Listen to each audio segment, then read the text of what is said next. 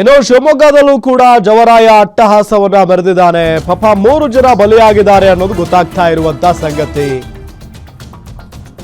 ನೋಡಿ, ಭೀಕರ ರಸ್ತೆ ಅಪಘಾತದಲ್ಲಿ 3 ಜನ ದುರ್ಮರಣಕ್ಕೀಡಾಗಿದ್ದಾರೆ. ಕಾರು ಮತ್ತು ಕೆಎಸ್ಆರ್ಟಿಸಿ ಬಸ್ನ ನಡುವೆ ಆಗಿರುವಂತ ಡಿಕ್ಕಿ. ತೀರ್ಥಹಳ್ಳಿ ತಾಲೂಕಿನ ಭಾರತೀಪುರ ಕ್ರಾಸ್ ಬಳಿ ಆಗಿರುವಂತ ಘಟನೆ ಇದು. ಕಾರಿನಲ್ಲಿದ್ದ ಮಗು ಸೇರಿದಂತೆ 3 ಜನ ದಾರುಣವಾಗಿ ಸಾವನ್ನಪ್ಪಿದ್ದಾರೆ. ಅಪಘಾತದ ರಭಸಕ್ಕೆ ಕಾರು ಸಂಪೂರ್ಣವಾಗಿ ಜಖಂ ಆಗಿ ಹೋಗಿದೆ. ಸ್ಥಳಕ್ಕೆ ತೀರ್ಥಹಳ್ಳಿ ಠಾಣೆ ಪೊಲೀಸರು ಭೇಟಿ ಕೊಟ್ಟಿದ್ದಾರೆ, ಪರಿಶೀಲನೆಯನ್ನ ನಡೆಸಿದ್ದಾರೆ. ಶಿವಮೊಗ್ಗದಲ್ಲಾಗಿರುವಂತಹ ಘಟನೆ ಇದು. ಬಹಳ ನೋವಿನ ಸಂಗತಿ ಇದು. 3 ಜನ ದುರ್ಮರಣಕ್ಕೀಡಾಗಿದ್ದಾರೆ. ಕಾರಿನಲ್ಲಿದ್ದರಂತೆ. ಕಾರು ಮತ್ತು ಕೆಎಸ್ಆರ್ಟಿಸಿ ಬಸ್ ನಡುವೆ ಮುಖಾಮುಖಿ ಡಿಕ್ಕಿ ಆಗಿರುವುದು. ರಾತ್ರಿ ಸಮಯ ಅನ್ನೋದು ಬಹಳ ಸ್ಪಷ್ಟವಾಗಿ ಗೊತ್ತಾಗ್ತಾ ಇದೆ. ಕಾರಿನ ಮುಂಭಾಗ ಸಂಪೂರ್ಣವಾಗಿ ನಜ್ಜುಗುಜ್ಜಾಗಿ ಹೋಗಿದೆ. ನೋಡಿ, ಸಂಪೂರ್ಣವಾಗಿ ಜಖಮಾಗಿ ಹೋಗಿದೆ. ಬಸ್ನ ಆಕಾರ ಎಲ್ಲಿ, ಗಾತ್ರ ಎಲ್ಲಿ, ಕಾರಿನ ಗಾತ್ರ ಎಲ್ಲಿ.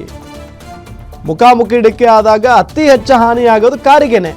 ನೋಡಿ, ಅಲ್ಲಿ ಸಂಪೂರ್ಣವಾಗಿ ನಜ್ಜುಗುಜ್ಜಾಗಿ ಹೋಗಿದೆ. ಡ್ರೈವರ್ ಸೇರಿದಂತೆ 3 ಜನ ಸಾವನ್ನಪ್ಪಿದ್ದಾರೆ. ಡೀಟೇಲ್ಸ್ ಕೊಡ್ತಾರೆ ನಮ್ಮ ರಿಪೋರ್ಟರ್ ನವೀನ್, ಸಂಪರ್ಕದಲ್ಲಿದ್ದಾರೆ. ನವೀನ್, ಯಾವಾಗ ಎಷ್ಟೊತ್ತಿಗಾಗಿರುವಂತ ಘಟನೆ ಇದು, ಹೇಗಾಯಿತು, ಡೀಟೇಲ್ಸ್ ಕೊಡ್ತಾ ಹೋಗೋದಾದ್ರೆ? ಹೌದು ರಾಮ್, ಮಲೆನಾಡು ಶಿವಮೊಗ್ಗ ಜಿಲ್ಲೆಯಲ್ಲಿ ಇದೀಗ ಒಂದು ಭೀಕರ ಅಪಘಾತ ನಡೆದಿರುವಂತದ್ದು. ಮುಖ್ಯವಾಗಿ ಶಿವಮೊಗ್ಗದ ತೀರ್ಥಹಳ್ಳಿ ತಾಲೂಕಿನ ಭಾರತೀಪುರ ಕ್ರಾಸ್ ಬಳಿ ಈ ಭೀಕರ ಅಪಘಾತದಲ್ಲಿ ಜವರಾಯ ತನ್ನ ಅಟ್ಟಹಾಸವನ್ನ ಮೆರೆದಿರುವಂತದ್ದು. ಮಗು ಸೇರಿದಂತೆ 3 ಸಾವನ್ನಪ್ಪಿರುವಂತದ್ದು. ಮುಖ್ಯವಾಗಿ ಕಾರು ಮತ್ತೆ ಕೆಎಸ್ಆರ್ಟಿಸಿ ಬಸ್ ನಡುವೆ ಮುಖಾಮುಖಿ ಡಿಕ್ಕಿ ಆಗಿರುವಂತದ್ದು. ಈ ಒಂದು ಘಟನೆಯಲ್ಲಿ ಏನು ಚನ್ನಗಿರಿಯಿಂದ ಶೃಂಗೇರಿ ಕಡೆಗೆ ಹೋಗ್ತಿದ್ದಂತ ಕಾರು ಹಾಗೂ ಮಂಗಳೂರಿನಿಂದ ರಾಯಚೂರು ಕಡೆಗೆ ಬರ್ತಿದ್ದಂತ ಕೆಎಸ್ಆರ್ಟಿಸಿ ಬಸ್ ಶಿವಮೊಗ್ಗ ಮಾರ್ಗವಾಗಿ ಹೋಗ್ಬೇಕಾಗಿತ್ತು.